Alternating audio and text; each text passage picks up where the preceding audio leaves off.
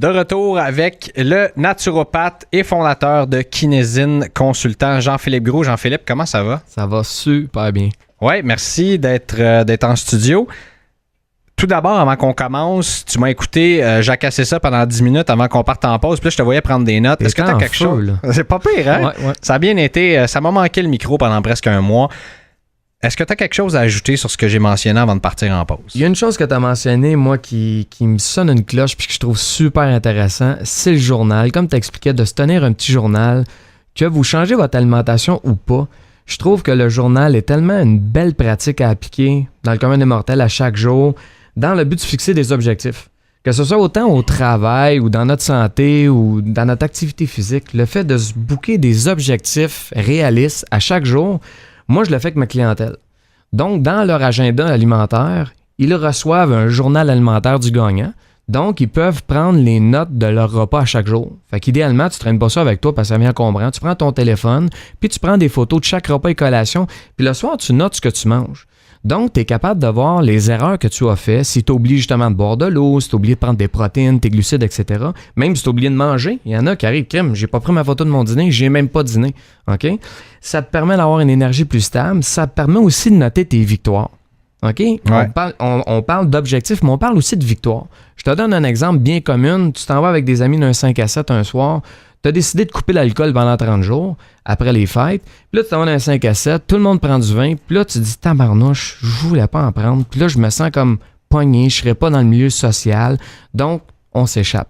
Mais la personne qui dit non, je ne tricherai pas à travers mes objectifs, donc je vais garder ça pour dans 2 semaines, ben c'est une victoire. Et le fait de se valoriser puis de marquer le soir dans son journal, hey, je suis fier de moi, j'aurais dérapé dans le gâteau McCain, j'aurais dérapé d'un chip au ketchup, puis on l'a pas fait. Fait que ça te permet d'avoir une meilleure fierté, puis justement de continuer vers tes objectifs. C'est intéressant ce que tu dis parce que souvent, quand on est dans cette situation-là, on revient du temps des fêtes, on a souvent des rages de sucre qui arrivent, on va en reparler dans quelques instants, mais c'est... Puis souvent, on voit quand on se donne des objectifs comme celui-là, surtout quand on a un gros objectif, dire j'ai plusieurs livres à perdre, puis je sais que ça va prendre plusieurs mois de le faire. Donc, on voit la route à quel point elle est longue si on veut à accomplir. Mais quand tu les prends un par un, chaque jour, je suis dans un 5 à 7 présentement, dans le moment présent avec des gens, j'ai le goût de boire de l'alcool, je m'étais dit non. J'ai le goût de prendre les petits popcorn, les petites peanuts qui sont sur la table. Et aujourd'hui, je refuse de le faire.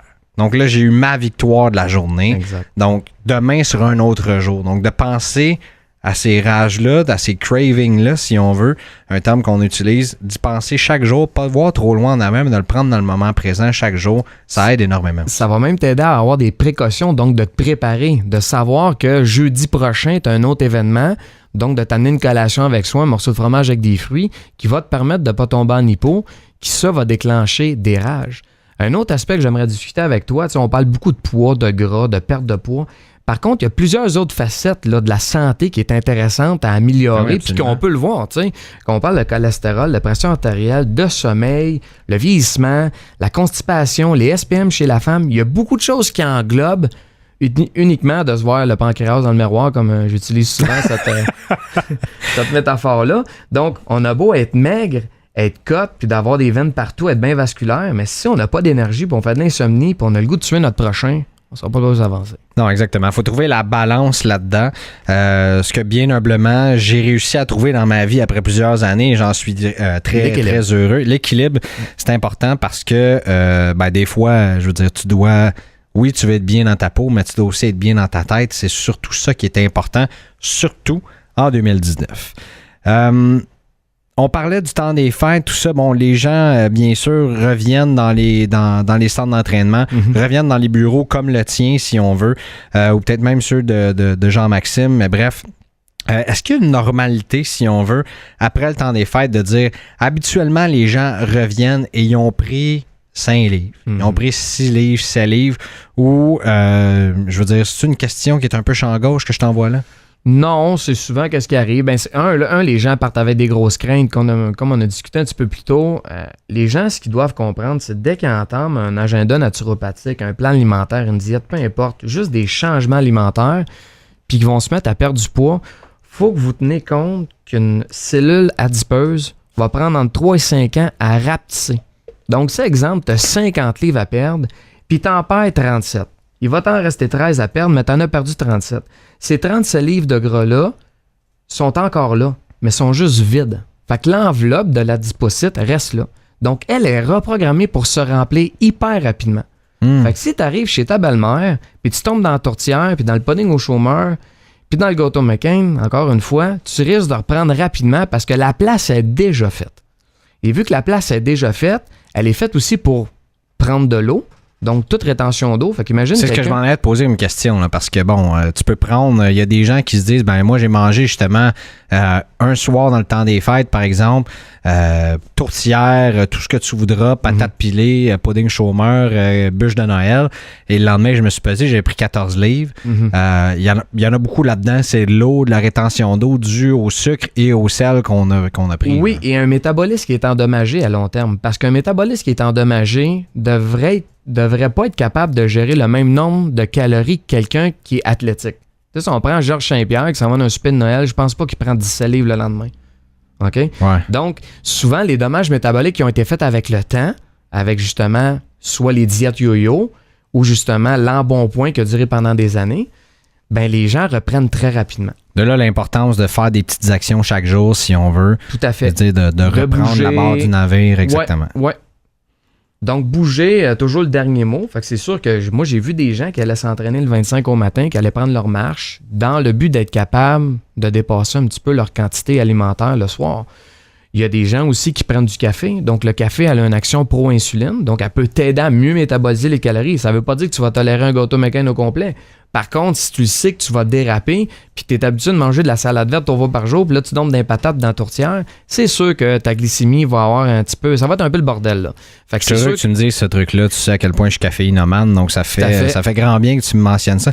Boire de l'eau là-dedans, à quel point c'est important d'avoir une bonne hydratation. J'ai mentionné 2 litres au minimum, là, ce qu'on recommande habituellement chez une femme. Chez un homme, peut-être 3, qui est plus la base. Là. Écoute, ça dépend encore une fois ta quantité d'activité physique puis comment que ton métabolisme et ta thyroïde réagit. Tu sais, je vais te donner un exemple. Encore une fois, j'ai parlé de Georges Saint-Pierre, mais on parle d'un athlète que son système est très bien balancé. Il va pouvoir métaboliser entre 2 et 5 litres d'eau par jour. Mais je prends de madame qui a les SPM dans le tapis, qui a un débalancement hormonal puis qui fait de l'œdème sur les cuisses, c'est épais au bout, les tissus sont épais, il n'y a pas de vascularisation, puis qu'elle boit juste 2 tasses d'eau par jour, ça va être assez pour qu'elle en retienne 3 tasses. Fait que c'est sûr qu'à un moment donné, il faut quand même comme justifier cet apport en liquide-là si on n'est pas bien préparé. Fait que tu sais, boire de l'eau pour boire de l'eau, il faut s'entendre, faut que tu aies soif. Sinon, là, ça donne rien de boire de l'eau pour te couper l'appétit. D'autant plus, t'es mieux, je pense, de prendre d'autres aliments qui vont t'amener justement des nutriments importants, comme tu le sais, le fameux lait. Qui est le démon démonisé présentement, mais le lait va t'apporter des protéines, des glucides, puis qui peut servir comme collation à justement stabiliser ta glycémie puis éviter les cravings par la suite. Parlons-en tout de suite du lait. Tu m'amènes sur le sujet. J'imagine que tu voulais qu'on y aille. Je sais que dans ta pratique, t'es un avocat, si on veut, du lait. T'aimes les produits laitiers, si on veut, tu les recommandes régulièrement en collation. Mais en fait, j'aime le calcium. C'est intéressant ce que tu dis. Donc, le calcium, pour moi, est hyper important dans l'inflammation. Donc, pour avoir une quantité de calcium accrue, ça prend malheureusement des produits laitiers. Je sais que c'est pas tout le monde qui est d'accord avec moi. Mais pourquoi pas le prendre en supplément au lieu de le prendre avec du lait, si on veut? Le problème, c'est que dans les suppléments, le calcium est très, très difficilement assimilable. Donc, souvent, il va se stocker dans les tissus et puis il peut créer des pierres au rein à ce moment-là. Donc, le fait de le prendre dans une boisson avec du sucre, donc le lactose dans du lait, par exemple, mais sinon, ça peut être un morceau de fromage avec un fruit. Donc, vous allez avoir le sucre va vous permettre d'absorber le calcium. Mais dans l'exemple, dans le lait, vous avez de la vitamine D qui est ajoutée, qui va vous permettre d'absorber encore plus le calcium, qui permet de le lier aux os. Puis si vous mangez un petit peu plus de feuillus, donc, tu sais, exemple du chou kale, des choses comme ça, vous avez de la vitamine K qui assure si la vitamine D n'a pas fait sa job. Donc, le calcium, c'est sûr qu'il va se stocker.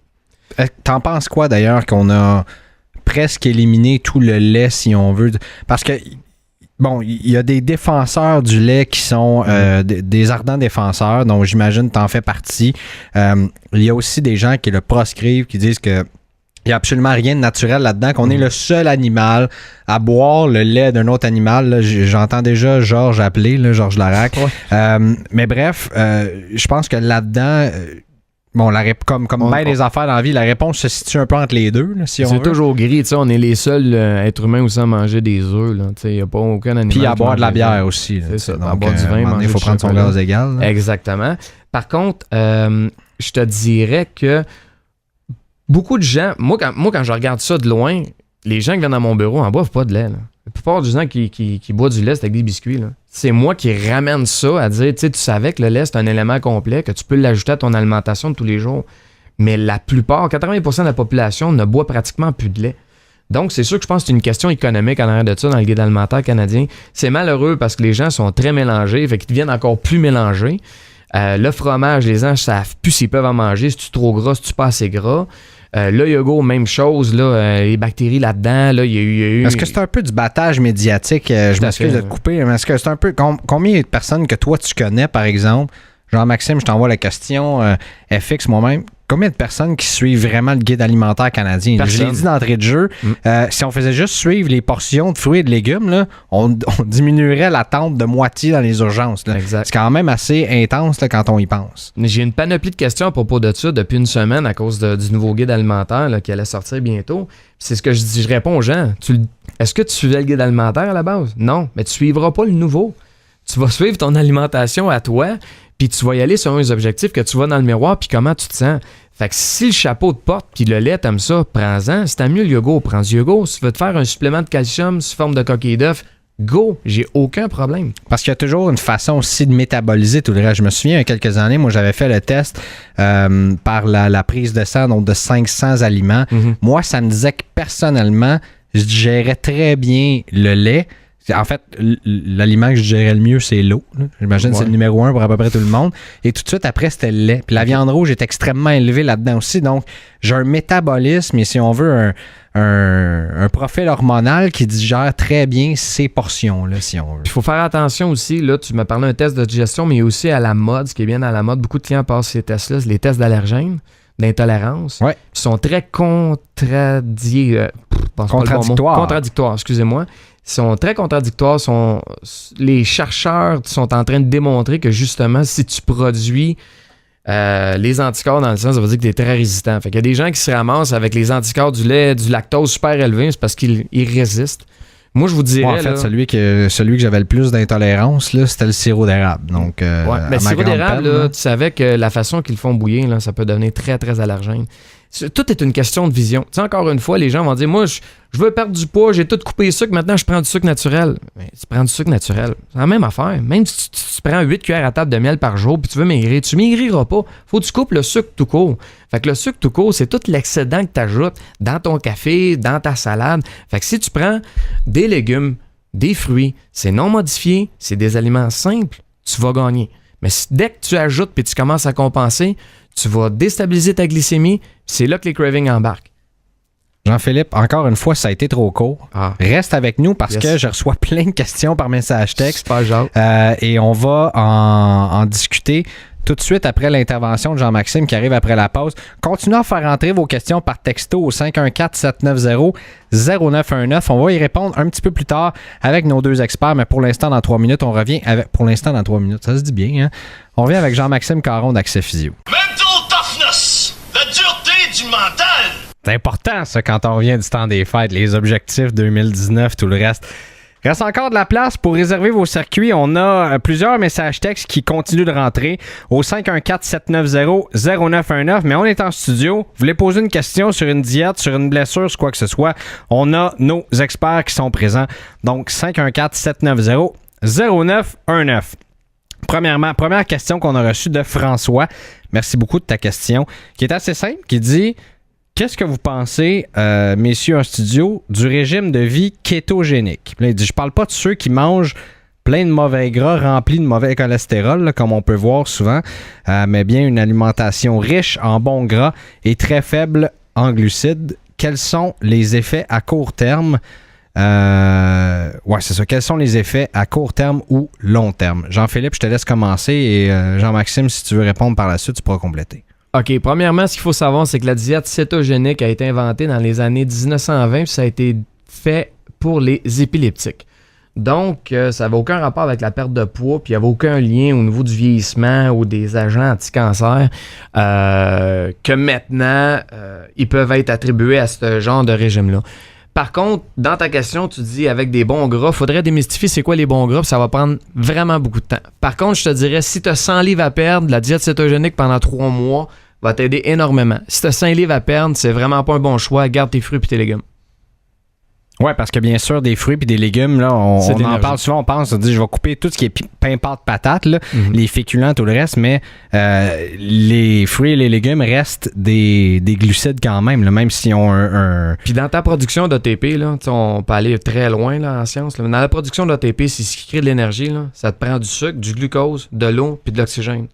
Fait que la lipolyse, malheureusement, mènera jamais autant d'ATP que le glucose peut t'amener. Donc, investis dans les fruits et dans les légumes. Puis les fruits et légumes, en plus, t'apportent des vitamines, des minéraux, les fibres importantes que les gras ne t'apporteront pas nécessairement.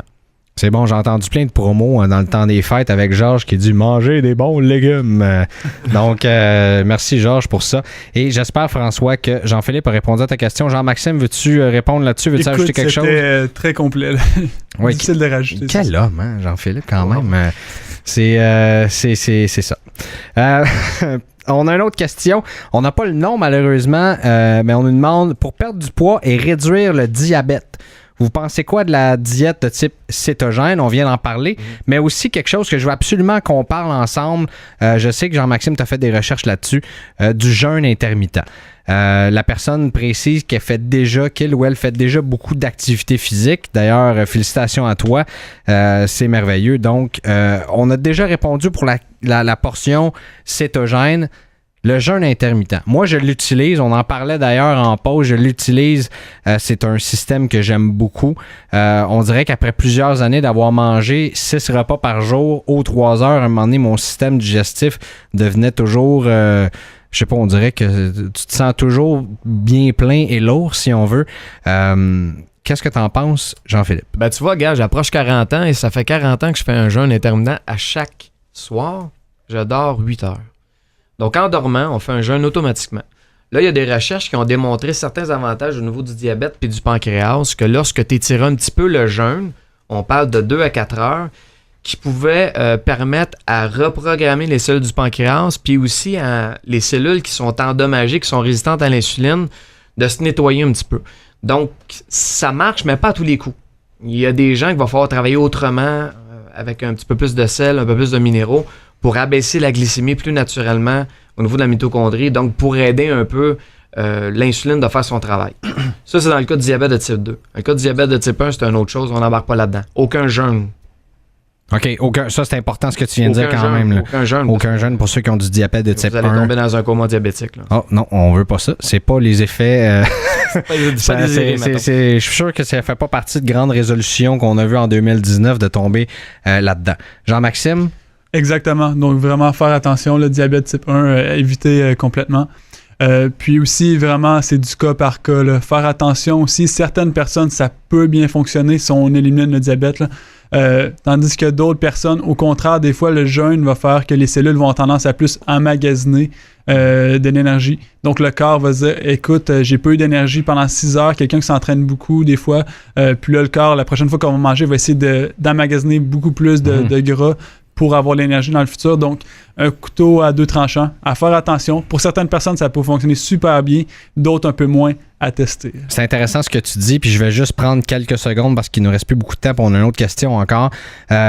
Faut faire attention de ne pas tomber trop bas dans nos calories non plus, parce que si on fait un jeûne intermittent, se dire, ben moi, je mange simplement de midi à 20 heures, par exemple, souvent, dépendamment de ta dépense calorique par jour, là, c'est difficile de rentrer tout ce que tu aurais besoin pour bien fonctionner. Donc, à long terme, il peut y avoir des pertes d'énergie et tout le reste. Donc, on veut pas nécessairement ça non plus. Merci, messieurs, d'avoir bien répondu. On a une autre question qui rentre de Fred, qui demande, je trouve ça très à propos, il dit, comment peut-on savoir si on achète les services d'un bon entraîneur? Donc, comment bien qualifier un bon entraîneur? Jean-Maxime, peux-tu répondre à cette question-là, s'il te plaît? Exactement. Bonne question, Fred. Merci. Dans le fond, ça serait de voir vraiment, de s'informer autour, de voir probablement l'éducation que l'entraîneur a reçue, de voir si c'est un professionnel de la santé, quelqu'un qui est, par exemple, kinésiologue, qui a fait des études universitaires. Puis pas nécessairement, des fois, c'est d'aller voir un peu plus loin, de pousser, demander les autres gens qu'on côtoie, qui ont visité cet entraîneur-là. Faire vraiment attention sur tout ce qui est en ligne. Ça, un petit bémol, là, tout ce qui est les Beachbody, puis tout ça. Moi, je ferais vraiment attention à ça. Là. De voir quelqu'un en personne, c'est beaucoup plus facile. Premièrement, d'avoir des explications un peu plus individualisées, personnelles. Des fois, en d'avoir ligne, un suivi pour bien bouger, tout le reste, puis savoir si on a une bonne entente avec cette personne-là. Exactement, voir si on a un bon fit. Là. Merci Jean-Maxime. Merci Jean-Philippe d'avoir été présent avec nous. Merci. On vous rejoint chez Accès Physio et chez Kinesine respectivement. Merci FX de ton bon travail, d'avoir été en coulisses avec nous. Merci de nous avoir envoyé du mental toughness dans cette édition. À moi de laisser le micro à Pierre Effray. On se reparle la semaine prochaine pour une autre édition de Révolution Fitness.